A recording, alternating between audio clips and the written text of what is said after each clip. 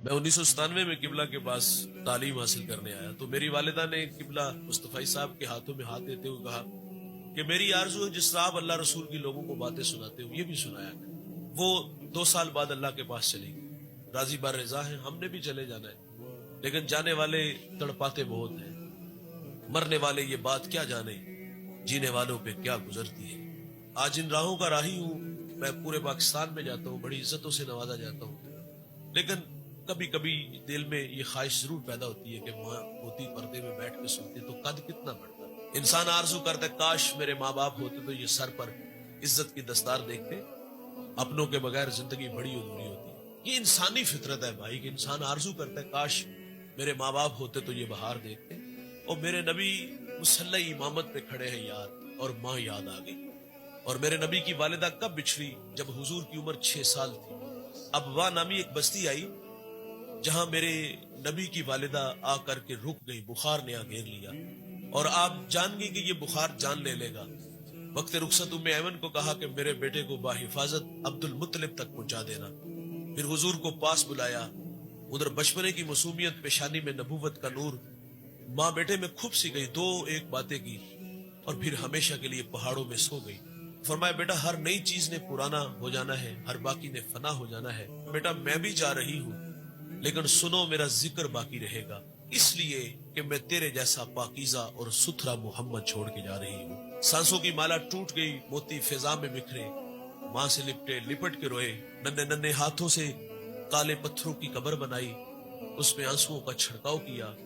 پھر جہاں تک ماں نظر آتی رہی میرے نبی پلٹ پلٹ کے ان کالے پتھروں والی قبر کو دیکھتے ہیں۔ میں سیدہ آمنہ رضی اللہ تعالیٰ عنہ کے مزار پہ 2 دفعہ حاضر ہوا ہوں۔ یہ مدینہ سے تقریباً 350 کلومیٹر کے فاصلے پر ہے۔ جب پہلی دفعہ گیا سحری کا وقت تھا، پہاڑ کے نیچے تھا، ماحول خاموش تھا، ہوا کا کہیں سے کوئی ایک جھونکا بھی نہ آیا، لیکن جب سیدہ آمنہ کے قدموں میں جا کھڑا ہوا ایسا لگا کہ اللہ نے جنت کے 8 دروازے کھول دیے ہو۔ آج بھی جنت سے ٹھنڈی ہوائیں سیدہ آمنہ کو سلام کرنے آتی ہیں۔ میرے ساتھ کچھ دوست تھے، ہم جب رخصت ہونے لگے تو میں نے کہا یار آج ہم بھی جس طرح حضور ماں سے بچھڑے تھے پلٹ پلٹ کے دیکھا تھا، آج اسی ادا کو اپناتے ہوئے رخصت چاہیں گے۔ ہم نے جب پہلی دفعہ پلٹ کے دیکھا حضور کا بچپنا اور وہ بچپنے کی تڑپتی کہانی آنکھوں کے سامنے آئی۔ مقام بدر تک ہماری ہچکیاں اور سسکیاں تھمنے کا نام ہی نہیں لے رہی تھی۔ ام ایمن کہتی میں حضور کو لے کے پہاڑ سے نیچے آئی، پلٹ کے دیکھا تو حضور میرے ساتھ نہیں تھے۔ آپ فرماتی میں دوبارہ پھر پہاڑ پہ چڑھی تو میری آنکھیں کیا دیکھتی ہیں، حضور ماں کے سرانے کھڑے اور وہاں کھڑے ہو کر کہہ رہے تھے امی جی آپ تو جانتے ہو کہ میرا اس دنیا میں آپ کے سوا کوئی بھی نہیں ہے۔ ام ایمن کی جان نکل گئی، سینے سے لگا لیا۔ میرے نبی فرمایا کرتے تھے ام ایمن میری ماں کے بعد میری ماں لگتی ہے۔ آج بچھڑی ماں کی یاد آئی۔ میرے نبی صحابہ کو مخاطب ہو کے فرماتے ماں ہوتی نماز عشاء پڑھا رہا ہوتا اور والدہ کو مجھ سے کام یاد آ جاتا، وہ مسجد نبوی کے دروازے پر آ کر کہتی بیٹا محمد میری بات سنو۔ میرے نبی فرماتے میں نماز توڑ کے پہلے ماں کی بات کو سنتا۔ ماں کا وقار بلند کیا۔ ماں باپ ہیں تو دوست ان کی قدر کرو، ایک بار آتے ہیں یہ دوبارہ نہیں آئیں گے۔ ناراض گئے نہ یقین جانو، زندگی سے راستہ مانگو گے زندگی راستہ نہیں دے گی۔ یہ بڑی دولت ہے یار، ان کے ساتھ وقت گزارا کرو، گپ شپ لگایا کرو، ان کے پاؤں دبایا کرو، باہر گھمانے پھرانے لے جایا کرو۔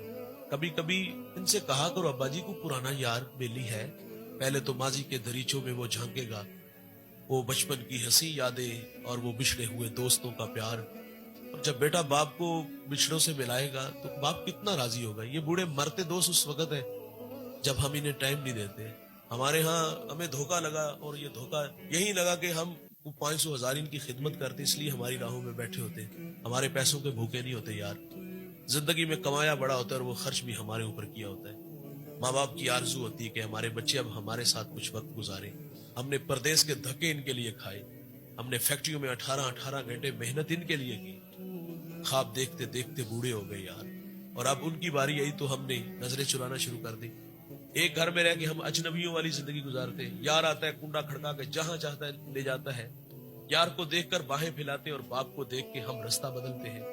بھائی ان کی قدر ان کی زندگی میں کرو، یہ بڑی دولت ہے یار۔ ان سے اداس ہوا کرو یار، ان کے پاؤں دبایا کرو، ان سے مشورہ کیا کرو، بھائی جان ان کے ساتھ وقت گزارا کرو، انہیں وقت دیا کرو۔